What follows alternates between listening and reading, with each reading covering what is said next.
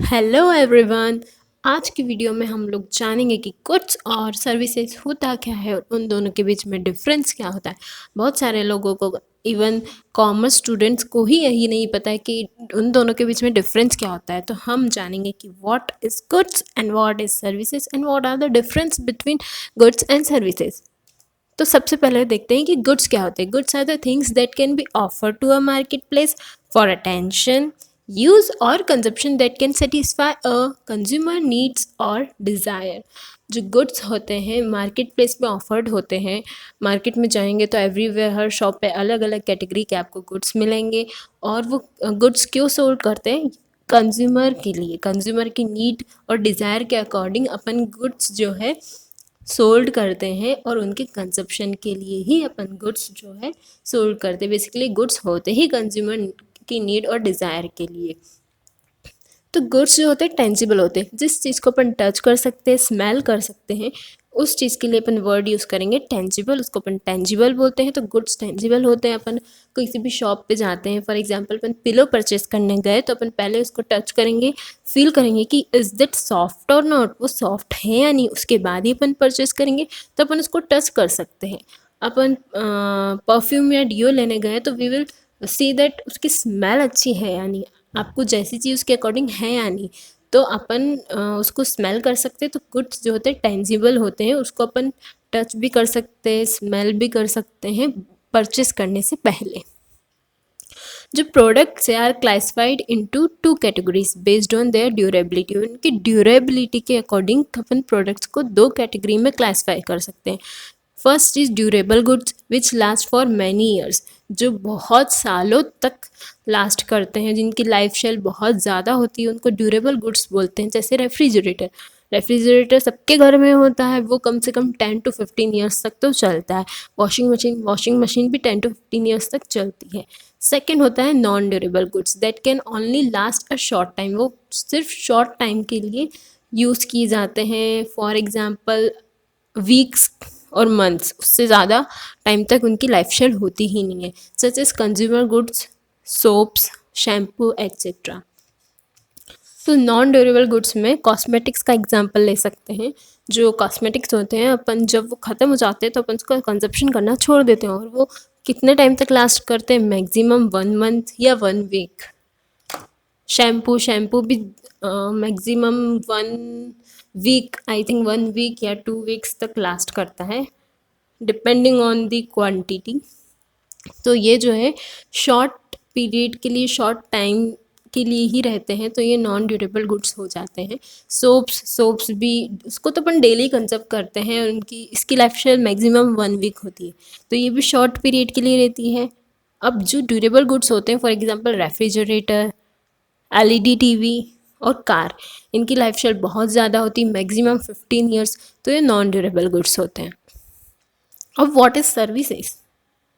The services is an activity or benefit which one party can offer to another party। ये services जो है एक party दूसरी party को ऑफर कर सकती है कि तुम ये मेरी सर्विस ले लो। To another party that is essentially intangible. अब जो गुड्स है वो टेंजिबल होते हैं, उसको अपन टच कर सकते हैं, फील कर सकते हैं, अपन पकड़ भी सकते हैं हाथ में। लेकिन इन सर्विसेज जो है वो इंटेंजिबल है, ना तो उसको टच कर सकते हैं ना फील कर सकते हैं। And does not result in the ownership of anything, मतलब इसमें ऑनरशिप ट्रांसफ़र नहीं होती। जैसे गुड्स है, गुड्स में अपन ने शॉप पे गए, परचेस किया, और वो गुड्स जो अपन ने पैसे दे के परचेस किया है इन एक्सचेंज ऑफ मनी, वो उसका ऑनर अपन हो जाएंगे क्योंकि अपन ने उसको परचेस किया। लेकिन सर्विसेज में ऐसा कुछ नहीं, उसमें ऑनरशिप ट्रांसफ़र नहीं होती है। The services are of an intangible nature and can not be seen, touched, grabbed मतलब होल्ड करना, smelled, tasted etcetera. The services are perishable in nature and should be used in a very long period of time। जो services है perishable होती है, मतलब बहुत ही small time के लिए ही उसका यूज़ किया जाता है। फॉर एग्जांपल 1 डे के लिए भी होती है या 1 वीक, उससे ज़्यादा तक सर्विसेज का लाइफ शेल नहीं होती है। बहुत ही कम पीरियड के लिए यूज़ किए जाती हैं। Services can not be stored, services को स्टोर नहीं कर सकते अपन, उसको प्रोड्यूस भी नहीं कर सकते, एडवांस में प्रोड्यूस नहीं कर सकते as we do in products. Products को क्या करते हैं, एक महीने पहले प्रोड्यूस कर दिया और नेक्स्ट मंथ जो है उसको सोल्ड कर दिया, लेकिन सर्विसेज में ऐसा कुछ नहीं है, उसमें पहले से प्रोड्यूस नहीं कर सकते। सर्विसेज का एग्जाम्पल में रेस्टोरेंट ले लेते हैं अपन। अब होता क्या है कि फॉर एग्जाम्पल रेस्टोरेंट में गए, अपन ने मैगी ऑर्डर करी और मैगी उन लोगों ने कुक करके दी और अपन ने खाई, और अपन ने वो उनने जो सर्विस प्रोवाइड करी, उनने बेसिकली कुकिंग की सर्विसेज प्रोवाइड की अपने को, अपन ने पैसे दिए और घर चले गए। दूसरा एग्जाम्पल ले लेते हैं, अपन शॉप पे गए और मैगी परचेज करी और घर ले गए और घर बना के खुद ने खा ली।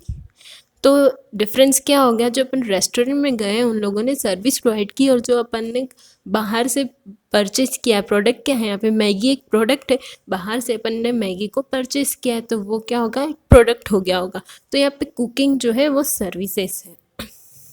For example doctor visit, doctor अपने घर आता है, वो कोई प्रोडक्ट तो सोल्ड करता ही नहीं। अपन ने प्रीवियस वीडियो में पढ़ा था ना कि डॉक्टर्स क्या होते हैं, प्रोफेशनल्स होते हैं, वो सर्विस प्रोवाइड करते हैं। तो डॉक्टर्स वो अपने को प्रोडक्ट तो सोल्ड नहीं करते, वो एक्चुअली अपने आते हैं, चेक करते हैं, चेकअप करते हैं, टेस्ट भी करते हैं, एंड उसके बदले में अपन उनको मनी देते हैं जो उनने सर्विस प्रोवाइड करी। वो कोई प्रोडक्ट सोल्ड करने नहीं आते, तो वो सर्विसेज में आएगा। हेयर कट, अपन सैलून में जाते हैं, हेयर कट करवाते हैं, एक्चुअली में अपन तो कोई प्रोडक्ट परचेज करने जा ही नहीं रहे, वो अपने को सर्विस प्रोवाइड कर रहे हैं, किसी सर्विस वो अपनी हेयर कट कर रहे हैं। पेडिक्योर, अपन पार्लर में जाते हैं, पेडिक्योर करवाते हैं, तो पेडिक्योर कोई प्रोडक्ट तो है नहीं जिसको अपन परचेस करेंगे और घर जाके अपन जो है उसको यूज़ कर लेंगे, नहीं, वो अपने को सर्विस प्रोवाइड कर रहे हैं। क्या क्या सर्विस प्रोवाइड कर रहे हैं, वो अपना पेडिक्योर कर रहे हैं, तो वो सर्विसेज में आ जाएगा। लीगल एडवाइस, अपन किसी फाइनेंशियल एडवाइज़र के पास गए और उनसे फाइनेंशियल एडवाइस ली, तो ये एक सर्विसेज है, वो कोई प्रोडक्ट सोल्ड नहीं कर रहा, वो एक्चुअली अपने को एडवाइस दे रहा है। Surgery, house cleaning, baby sitting, therapy sessions and food delivery, जो फूड डिलीवर्ड करने आता है, अपन ने फूड ऑर्डर किया और वो घर पे अपने को डिलीवर्ड करने आता है, तो वो एक सर्विसेज हो गया। अब difference between goods and services. Goods are material item that can be touched, seen और felt and are ready for sale to customers।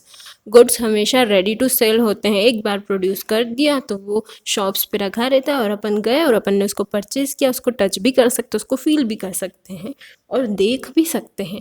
लेकिन जो सर्विस है वो one party can offer to another party, service offer की जाती है without transferring of the ownership of anything, उसमें ownership transfer नहीं होती है। Goods are tangible and homogeneous in nature, goods tangible होते हैं जिनको टच कर सकते हैं अपन, स्मेल कर सकते हैं, और होमोजीनियस मतलब सेम कैटेगरी पे। अगर अपन स्टेशनरी शॉप पे गए तो वहाँ पे स्टेशनरी के प्रोडक्ट्स ही रहेंगे, कॉस्मेटिक्स के नहीं रहेंगे। तो ये जो होमोजीनियस मतलब सेम कैटेगरी के। Services are intangible and heterogeneous in nature, services intangible होते हैं मतलब उनको अपन टच नहीं कर सकते, स्मेल नहीं कर सकते, लेकिन जो हेट्रोजीनियस होती है, हेट्रोजीनियस कैसे, अपन पार्लर गए सपोज, तो अपन ने हेयर कट करवाई, अपन ने पेडिक्योर करवाया, अपन ने मैनिक्योर करवाया और अपन ने फेशियल कराया, ये चारों चीज़ बहुत डिफरेंट है, एक दूसरे से बिल्कुल भी कनेक्टेड नहीं है। तो ये जो डिफरेंट वर्ड यूज़ होता है वो हेट्रोजीनियस के लिए यूज़ होता है, हेट्रोजीनियस मतलब डिफरेंट। तो जो सर्विस है वो अलग अलग है, मैनिक्योर अलग है, फेशियल अलग है, हेयर कट अलग है, तो ये हेट्रोजीनियस इन नेचर होती है। In case of goods, transfer of ownership is possible. In case of services, transfer of ownership or title is not possible. Goods में transfer of ownership नहीं पॉसिबल, गुड्स में transfer of ownership possible है और services में नहीं है। Production and distribution can be separated from consumption in case of goods, goods को अपन ने एक महीने पहले से ही प्रोड्यूस कर दिया है, नेक्स्ट मंथ अपन ने होलसेलर रिटेलर्स को सोल्ड कर दिया और होलसेलर रिटेलर्स ने उसके ही नेक्स्ट मंथ में कंज्यूमर को डिस्ट्रीब्यूट कर दिया, और कंज्यूमर ने जब उसको परचेस किया उसके थोड़े 2-3 वीक बाद उसको कंजर्व किया, मतलब उसके बाद ही उसका यूज़ करना शुरू किया। तो जो है production and distribution can be separated, production separated हो सकता है डिस्ट्रीब्यूशन, कैसे प्रोडक्शन कुछ टाइम पहले हो सकता है, डिस्ट्रीब्यूशन कुछ टाइम बाद में हो सकता है, कंजप्शन और भी बाद में हो सकता है। तो मतलब इनका टाइम पीरियड जो है डिफरेंट है। लेकिन सर्विसेज में ऐसा कुछ नहीं होता, प्रोडक्शन, डिस्ट्रीब्यूशन एंड कंजप्शन एक ही टाइम पे होते हैं। For goods it can be separated from seller, services can not be separated from the service provider. इसमें इसी का एग्जांपल लेते हैं कंस्ट्रक्शन वर्कर्स का, कि जो गुड्स अपन ने खरीदते हैं, अपन ने परचेज किया, फिर वो गुड्स तो अपना हो गया, उसको अपन ही यूज़ कर सकते हैं। जिस शॉप से अपन ने परचेज किया वो शॉप वाला यूज़ नहीं कर सकता परचेज करने के बाद। लेकिन जो सर्विसेज है उसमें जो है वो सर्विस प्रोवाइड से सेपरेट नहीं हो सकती। लेबर जो वर्कर कंस्ट्रक्शन का काम करते हैं उन लोगों की जो service can not B separate from the service provider, उनकी सर्विस उनसे सेपरेट ही नहीं हो सकती, क्योंकि वही तो सर्विस प्रोवाइड कर रहे हैं। तो उनकी उनसे सर्विस कैसे सेपरेट होगी। Customer can return purchase goods if not satisfied and can get refund. हाँ, अगर कस्टमर को गुड्स पसंद नहीं आया तो वापस से वो रिटर्न कर सकता है। Services once bought can not be return और replace, but in some cases can get refund of money. यही जो है कंस्ट्रक्शन का एग्जाम्पल ले लेते, जो वर्कर्स एक बार उन लोगों ने घर बना दिया तो वो क्या रिटर्न या रिफंड हो सकता है? नहीं हो सकता है। लेकिन कुछ service can take the example of Zomato से अपन ने कुछ ऑर्डर किया, लेकिन क्या हो गया कि रास्ते में जो फूड था वो फॉर एग्जांपल केक ऑर्डर किया, तो रास्ते में वो केक जो है वो इधर उधर हो गया, मतलब उसका पूरा शेप ही बिगड़ गया। तो अपन उनको वापस से बोल सकते कि भाई हमारे जो मनी है रिटर्न करो, बिकॉज तुम्हारा जो केक है वो ख़राब है। तो ये एग्जांपल हो गया। In case of goods customer don't participate in production, goods में कस्टमर का कोई पार्टिसिपेशन नहीं होता है। Customer participate in the production process और सर्विसेज, इसमें कस्टमर पार्टिसिपेट करता है। फॉर एग्जांपल जोमेटो से ऑर्डर किया है, वो डिलीवर्ड करने आता है, ऑर्डर तो अपन ने किया है तो कस्टमर ही पार्टिसिपेट करेगा ना। लेकिन जो गुड्स है अपन ने उसका प्रोडक्शन किया है क्या? नहीं, अपन ने तो सिर्फ जाके उसको परचेज किया है। लेकिन जो सर्विसेज की पूरी प्रोसेस है उसमें कस्टमर पार्टिसिपेट करता है। अपन रेस्टोरेंट में कुछ खाने जाते हैं तो अब वो थोड़ी ना खाता है, अपन खाते ना, तो अपन ने तो पार्टिसिपेट किया है। वीडियो बहुत लंबी हो गई, बट अपने को बेसिक समझना बहुत ज़रूरी है कि सर्विस और गुड्स में डिफरेंस क्या है। तो सर्विस का एग्जांपल ले सकते हैं जोमेटो, ऊबर, ओला कैब्स, ओयो रूम्स, नेटफ्लिक्स, और सबसे जो मेन एग्जाम्पल ले सकते हैं यूट्यूब का। यूट्यूब एक प्रोडक्ट नहीं है जिसको अपन परचेस करते हैं, एक्चुअली में ये सर्विस प्रोवाइड करता है। क्या सर्विस प्रोवाइड करता है? हर कैटेगरी की वीडियोस अपन उसमें देख सकते हैं, इंफॉर्मेटिव्स, एंटरटेनमेंट, जो भी वीडियोस अपने को देखनी है अपन उसमें देख सकते हैं। ये हो गया सर्विस का एग्जाम्पल। अब गुड्स का एग्जाम्पल्स तो बहुत सारे हैं, लेकिन अपन उसको सर्विस के साथ समझते हैं।